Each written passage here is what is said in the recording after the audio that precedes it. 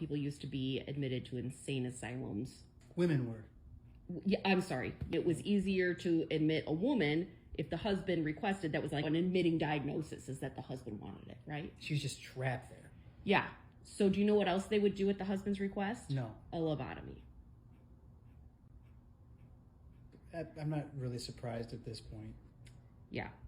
So, a comprehensive survey of the U.S. psychiatric facilities between 1949 and 1951 found that most patients lobotomized by doctors were women.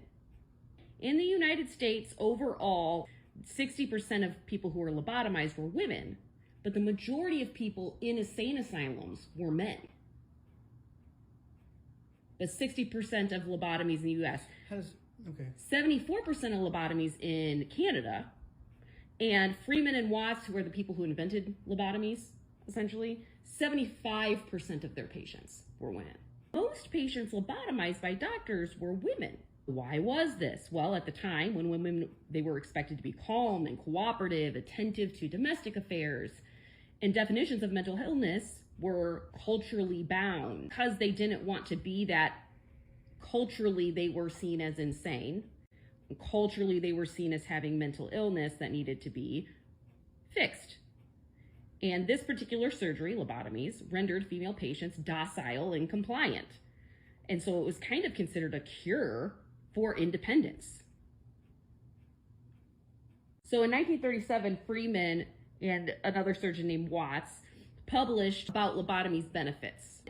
They presented evidence of this case study of 6 patients. 5 of the 6 patients were women, okay? And they lobotomized all these patients. And they did it for reasons such as insomnia, nervous tension, apprehension, and anxiety. In 1937, Freeman and Watts published about lobotomy's benefits. 5 of the 6 patients were women. They lobotomized all these patients. They identified all the drawbacks too in their study, because they explained patients, although they appeared more comfortable, they were markedly more docile. And every patient loses something by this operation, they conceded. Some lose spontaneity and some lose sparkle. Part of how they marketed this was a patient previously fearful of aging could now grow old gracefully and care for her home. And although women would sometimes complain about the loss of their sparkle or spontaneity, husbands would often praise the procedure for bringing their wife back to them. Some quotations of husbands' praises: "She's more normal than she's ever been." It's like, you brought my wife back to me. I mean, he's right. They brought his wife back to him. But wife as in, like, you brought this role back to you. Somebody who does the wife duties that you want them to do. You didn't bring the person back to you. You took the person away to bring the wife role back. Do you feel like that's kind of what the attitude is today, though? Especially in some conservative circles? That it's not about the person, it's about the wife, it's about the mother, it's not about the woman? Yeah. Yes, I agree. Yes. It's the role, not the person. Mm-hmm. And that if you don't want to fulfill that role, then you're not in line biblically. It's the same, like, philosophy. They did start to phase out lobotomies, okay? Because in 1954, guess what came available? The tranquilizer Valium. It was marketed as an antidote for socially dysfunctional women that were excessively ambitious, the visually unkempt, and the unmarried and menopausal misfits. It was the best-selling drug in the world, as well as one that was overwhelmingly prescribed to women.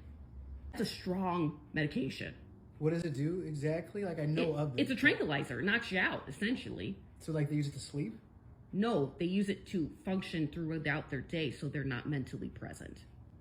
Oh, so it's like a disassociating drug? Yeah, but it depresses everything. It's a depressant. Yeah. So it's a lobotomy that eventually wears off. Yes, essentially. Again, let's circle back to that jargon of some conservative circles talking about how women who don't have children should not have the same voting rights as women. Oh, that's crazy. Who do. These unmarried, menopausal misfits. That is crazy. The jargon still exists, just phrased differently. Yeah, the gift wrapping's a little different. But And that's the whole sentiment behind we're not going back. Because guess what? Back wasn't that long ago. Back was, some of this stuff, way less than 100 years ago. Mm-hmm. And that's the whole sentiment behind we're not going back. Because guess what? Back wasn't that long ago. Back was, some of this stuff, way less than 100 years ago. Mm-hmm. Well, Valium, what was that, 70-something years ago? By 1968, it was the best-selling drug in the world. Marketed as an antidote for socially dysfunctional women that were excessively ambitious, the visually unkempt, and the unmarried and menopausal misfits. Yeah, so, okay. Yeah, so like when the Beatles were hopping, and the Rolling Stones and stuff, like not... Like, we still listen to these people's music. Yeah, Paul McCartney's still playing music. When was Joe Biden born? When was Trump born? 40s? They grew up in the era. Yeah, they were in their 20s when this was the most popular, or most consumed drug. Exactly. And are we surprised about the view on women of most of these politicians? When their brain was developing, this was what they were learning. This was the rhetoric. This was the jargon. This was how they formed their view on women.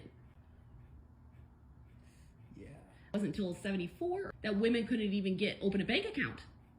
How old was some of these politicians then? Mm-hmm. Well, I think Biden was a senator. Yeah. In the 70s. A bank account. It reminds me of like... These are the people leading our country, is my point. That reminds me of like Handmaid's Tale. Stuff like when they freeze their bank accounts and funds and like as it unfolds and everything. We'll go back to the pocket situation, right? Yeah. It's very similar to the pocket situation. I praise pockets in all my girls' outfits. I know. We are so excited about pockets now since we learned about pockets.